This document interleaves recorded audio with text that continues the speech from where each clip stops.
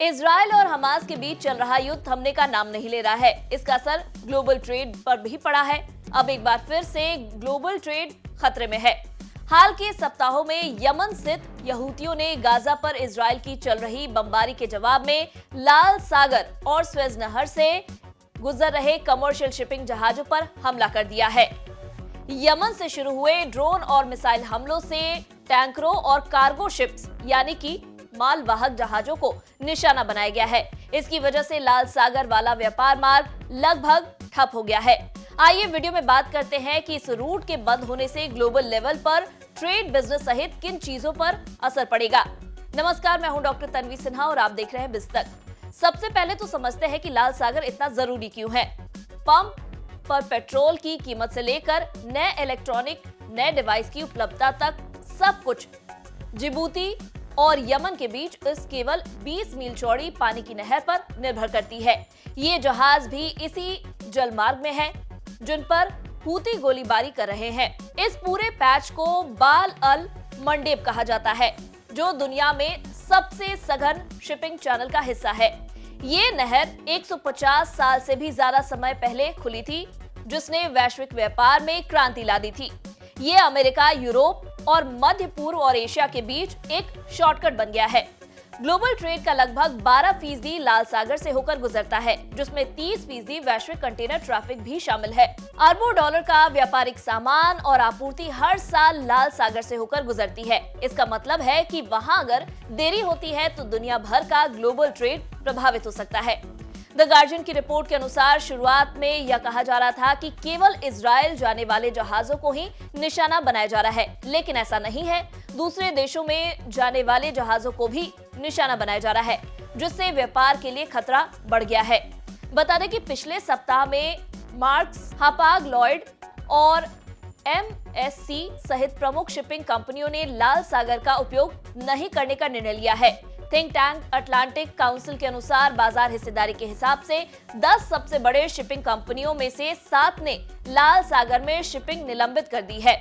इतना ही नहीं, कुछ जहाजों को अफ्रीका के दक्षिण सिरे पर केप ऑफ गुड होप के आसपास भेजा जा रहा है, जिससे यात्रा का समय 2 सप्ताह तक बढ़ रहा है।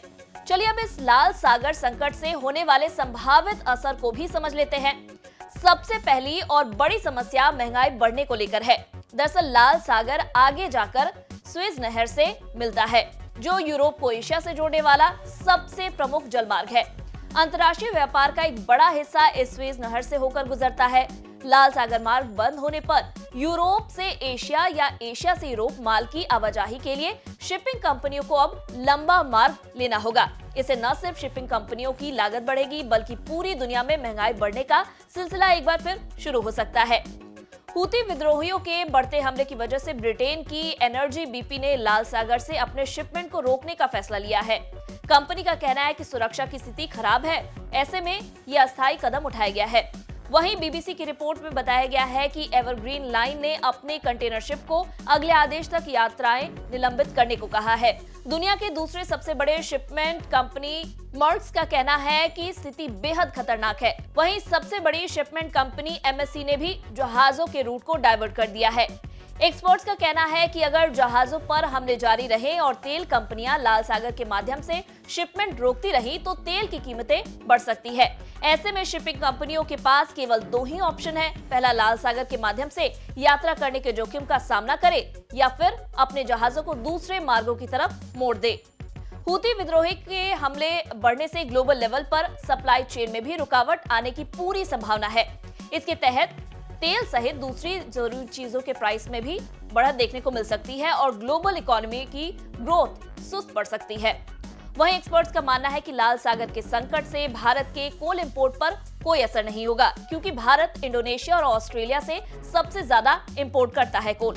भारत अपना करीब 67% कोयला इन्हीं 2 देशों से इंपोर्ट करता है। बता दें, लाल सागर में हमले के जवाब में फ्रांसीसी, ब्रिटिश और अमेरिकी नौसेना के जहाजों ने उनके कुछ ड्रोन और मिसाइलों को मार गिराया है। इतना ही नहीं, अमेरिका ने घोषणा की है कि उसने उन देशों के साथ एक गठबंधन बनाया है जो दक्षिणी लाल सागर में जहाजों की सुरक्षा के लिए गश्त करने पर सहमत हुए हैं। हालांकि मोहम्मद अल बुखैती नाम के हूती सदस्य ने अल जजीरा को बताया है कि उनका समूह अमेरिका के जरिए गठित किसी भी गठबंधन का सामना करने के लिए तैयार है। लाल सागर संकट को लेकर आपका क्या कुछ कहना है, हमें कमेंट कर जरूर बताएं। साथ ही अगर वीडियो पसंद आया हो तो इसे लाइक और शेयर करना ना भूलें।